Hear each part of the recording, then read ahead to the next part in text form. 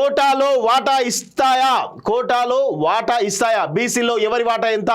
టాప్లో ముదిరాజులు స్థానిక ఎన్నికల్లో వారికి 8% వాటా కల్పిస్తారా? యాదవులకు జనాభా లెక్కన టికెట్లు కేటాయిస్తారా? కుల గణన ప్రకారం గౌడ్స్కు న్యాయం చేస్తారా? కులాలకు ఇచ్చే లెక్క తేలుస్తారా? డిమాండ్ చేస్తున్న వివిధ కుల సంఘాలు కాంగ్రెస్ వ్యూహంతో విపక్షాల ఉక్కిరి బిక్కిరి. పిసిసి కార్యవర్గం ఫైనల్ అంటూ చూస్తాం.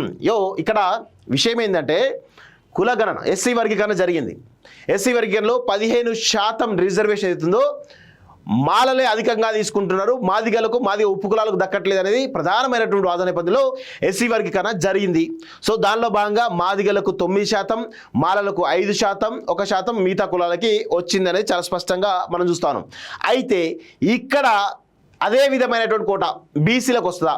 ఈరోజు బీసీలు అనగానే బీసీలకు 42% రిజర్వేషన్ అనగానే ప్రధానంగా కొన్ని కులాలకు మాత్రమే అవకాశాలు వస్తాయి. దానిలో కొన్ని కులాలలో మళ్ళీ 1-2 కులాలకు మాత్రమే అత్యధికమైనటువంటి పొలిటికల్గా అన్ని రకాలుగా ప్రాధాన్యం ఉంటుందనే విషయం అందరూ కూడా తెలుసు. కానీ ఇక్కడ మిగతా కులాలు మరి వారి ప్రాతినిధ్యం ఏంది అనేది ఇక్కడ ప్రధానంగా మనం చర్చించుకోవాలి. సో దానికి సంబంధించి కూడా ఏమైనా క్లాసిఫికేషన్ జరుగుద్దా అనేది కూడా మనం గుర్తుపెట్టుకోవాలి. కుల గణనపై అసెంబ్లీలో తీర్మానం నేపథ్యంలో అన్ని రాజకీయ పార్టీలు బీసీ జపం చేస్తున్నాయి. ఇక్కడ ఇంకొక విషయం ఏంటంటే ముదిరాజు కులం చాలా పెద్ద ఎత్తున ఉంటుంది. సో ముదిరాజు కులం అత్యధికంగా ఉన్నప్పుడు వాళ్ళకు రాజకీయ ప్రయత్నం చాలా తక్కువ ఉంటుంది. మరి ఇది గమనించాలి. ఈరోజు పద్మశాలి కులం ఉంటుంది, రాజకీయ ప్రయత్నం కొంచెం తక్కువనే ఉంటుంది. కొన్ని ఏరియాలో ఉంటుంది, కొన్ని ఏరియాలో ఉండకపోవచ్చు. గౌడ్లు ఇట్లా చాలా రకాలుగా ఉంటాయి. మరి వాళ్ళకు ఏమైనా న్యాయం జరుగుద్దా, ఏమైనా వర్గీకరణ చేసి వాళ్ళకు న్యాయం చేస్తారా అనేది కూడా చూడాల్సిన అవసరం అయితే ఉంది.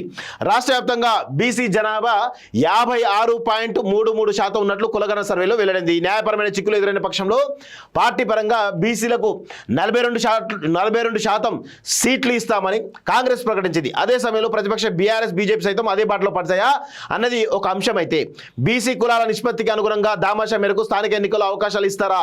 తదుపరి అసెంబ్లీ పార్లమెంట్ ఎన్నికల సంగతి ఏంటి? పార్టీలో రాజకీయ అవకాశాల పరిస్థితి ఏంటి అనే చర్చ రాజకీయ పరిశీలకులు జోరుగా సాగుతున్నది. ఎస్సీల వర్గీకరణ తరహాలో బీసీలను జనాభా దామాషా ప్రకారం కులాల వారీగా ఎంపిక చేస్తాయా?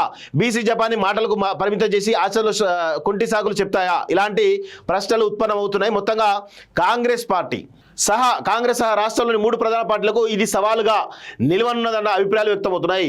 హిందూ బీసీ కులాలు 46.25% ఉంటుంది. దీనిలో చూడండి మొత్తం జనాభాలో అత్యధికంగా ముద్రా సామాజిక వర్గం చెందిన వారు 26,36,641 మంది మొత్తం జనాభాలో 7.43% ఉన్నారట. తర్వాత యాదవ 20,17,237, గౌడ 16,27,734, మున్నూరు కాపు 13,71,413, పద్మశాలి 11,79,031 కులాలకు చెందిన వారు ఉన్నారు. అయితే ఇప్పటి వరకు రాజకీయాలు గమనిస్తే యాదవ, గౌడ, మున్నూరు కాపు వర్గాలే బీసీల పేరుతో అవకాశాలు పొందాయనేటువంటి వాదన ఉన్నది. ఈ క్రమంలోనే రాజకీయాలతో సంబంధం లేకుండా అన్ని పార్టీలు జనాభా దామాషా ప్రకారం అవకాశాలు ఇవ్వాలని బీసీ సంఘాలు డిమాండ్ చేస్తున్నాయి. కులగణన అత్యంత శాస్త్రీయంగా జరిగిందని కాంగ్రెస్ చెప్పుకున్నందున ఆ కులాలకు తగినట్లుగా రాజకీయ అవకాశాలు కల్పించడంపై స్పష్టత ఇవ్వాల్సి ఉన్నది. పీసీఎఫ్గా గౌడ్ను జనాభాలో థర్డ్ ప్లేస్ నియమించింది. కుల గణన తప్పుల తడక అంటూ విమర్శిస్తున్నటువంటి బీఆర్ఎస్ బీజేపీ ఎన్నికల్లో పోటీ చేయడానికి టికెట్ ఇవ్వడంలోనే కాక నాయకత్వ బాధ్యతలను ఏ వైఖరి తీసుకుంటాయనేది తేలాల్సి ఉన్నది. సో మొత్తానికైతే ఈ విధంగా బీసీ కులాలు ఏవైతే ఉన్నాయో మెజారిటీ కులాలకు, అదేవిధంగా కొన్ని ఎంబీసీ కులాలకు అవకాశాలు ఎట్లా వస్తాయి, జనాభా దామాషా ప్రకటిస్తారా లేదా అనేది ఇక్కడ చాలా స్పష్టంగా తేలాల్సిన అవసరం అయితే ఉంది. సో బీజేపీ స్టేట్ చీఫ్గా ఈటెల ప్రతిపాదన జరుగుతూ ఉంది. సో ఈ క్రమంలో ఇటు బీజేపీ, కాంగ్రెస్ పార్టీ ఈ రెండు కూడా బీసీల వైపు కొంత మేర చూస్తున్న కనబడుతోంది.